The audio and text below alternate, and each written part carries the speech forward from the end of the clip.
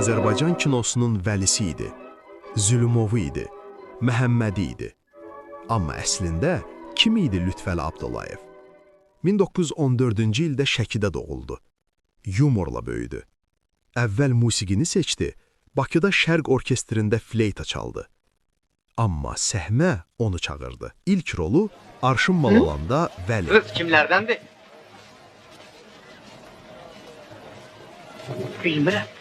Adı ne? Kimin kızı? Bilmirəm. Tamaşadan sonra Üzeyir Hacıbəyov alnından öpüb dedi: "Sən elə bil bu rol üçün doğulmusan." Və o, doğrudan da səhnə üçün doğulmuşdu. Latın qrafikasını zəif bilirdi. Mətni oxutdurur, bir dəfəyə əzbərləyirdi. Sevda xanımı düz 15 il gözlədi. 42 yaşında ailə qurdu. Bir gün qızının pul kisəsini oğurladılar. Oğru içində onun şəklini görüb hər şeyi geri qaytardı. Çünki o təkcə aktyor deyildi, nüfuz idi. Təyyarədən qorxurdu.